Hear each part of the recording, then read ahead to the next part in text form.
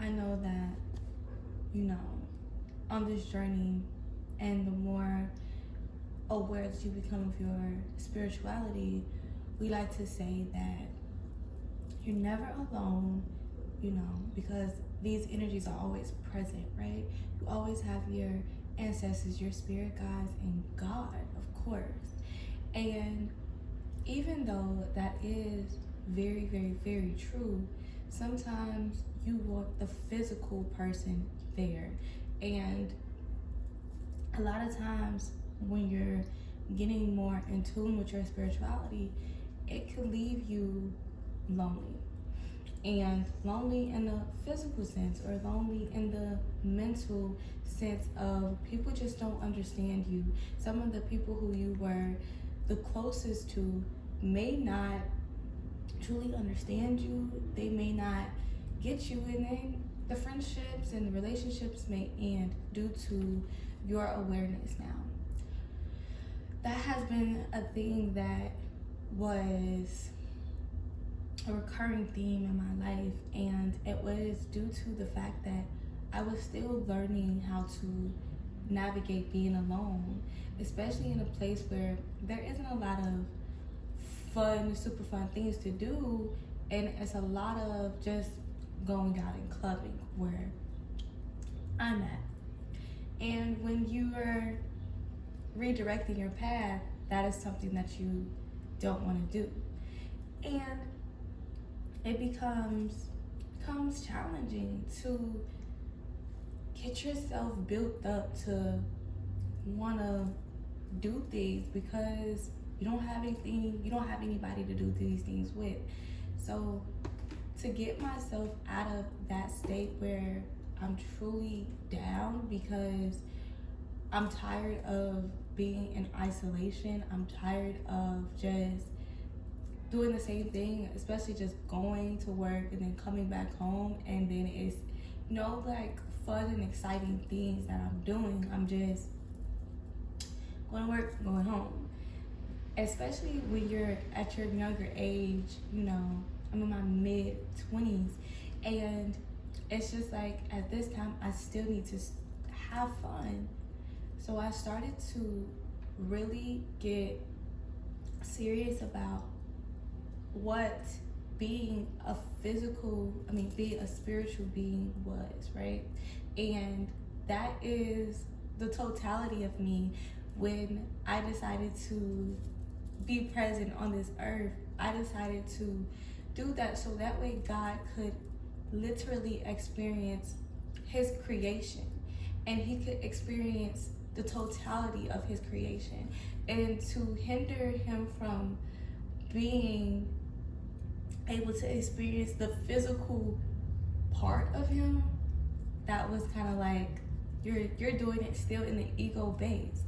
So there are times when you're going to be in isolation, and it's not saying that isolation has to put you in this box of like not going out and not having fun, but it's redirecting what fun means to you and how you can still go out, but do it in a way that truly nourishes your spirit and your soul, and figure out things that actually make you happy and present, and being okay to do it without anybody being around you. And when I started to give myself that pep talk of, hey, you don't have to be here in the house all the time. Go out and explore, and just go be around people. And it doesn't have to be like something that is so, oh my gosh, what spiritual people would do, because sometimes we fall into a trap of like being spiritual, and it's like we don't have to try to be spiritual, because we are spiritual beings, and it's not you becoming spiritual, it's you awakening into your spirituality, so you can start exploring things that make you truly happy, that actually truly like nourish you, instead of doing things that you did from a very ego-based, fear-based, I'm just trying to survive, and this was once fun, but it actually doesn't nourish me. So that has been my thing of actually doing things that nourish my body and nourish my soul and doesn't just feed my flesh. So asking myself the question that, am I doing this? Am I in isolation because this is where God truly has placed me? Or have I used this as a way to kind of still escape me? And I'm still feeling sad and lonely, and I'm still feeling not good about myself. And I know for a fact God doesn't want to experience life like that either. So figure out new ways of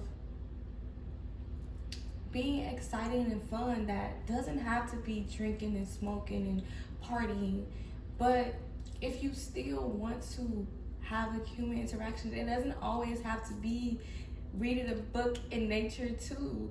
It could be just going out to an arcade or something like that that still incorporates people, and it still doesn't have to be these like spiritual things.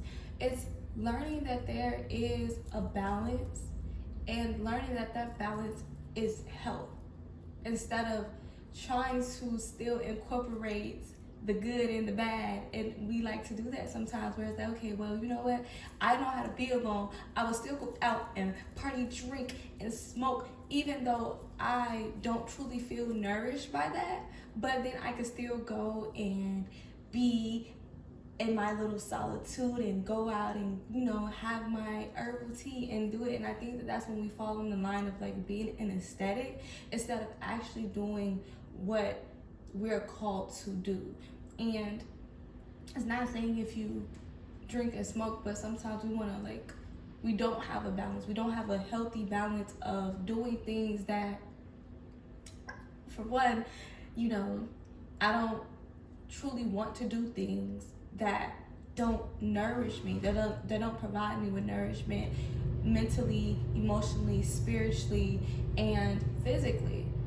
So I don't choose to gravitate towards those things, but sometimes we want to still dabble in the things that don't truly nourish us, and then still be like, but I'm still this, really positive being, and you're wondering why you're balancing and you're still not truly feeling good and all that stuff like that. Is because you're trying to have this idea of like good and bad and not have this idea of light and dark. So one thing is incorporating a lot of things that get you motivated and nourish you, but still learning how to be included in the actual world. Sometimes we don't want to be included in the actual world. When we become spiritual, when we awaken to our true divinity, we try to pull out, and it's like, no, you're still here for a reason. It's learning that there is a healthy way to be in the world and still not being consumed and being captivated and captured by all of the glitters and the golds that truly don't nourish you and feed you deeper than physical level, and it leaves you dry and empty. So you gotta get out and go to the things that truly call you deeper than this physical thing, and learn what that is. Learn how to incorporate your divinity, your true higher self, while still making sure that you don't fall back into those old patterns, or you don't fall into a state of just sadness and loneliness. Because I've done it. I've definitely done both, and it still doesn't leave me nourished. So learn how to truly go where your heart truly wants to go, and learn that it's okay to still be in the mix.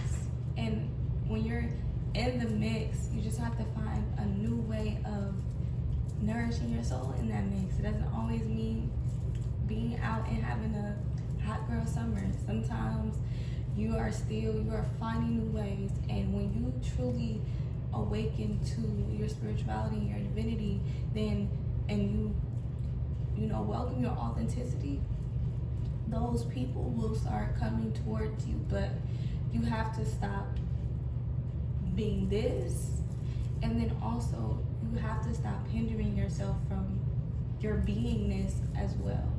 So I'll see you in the next one.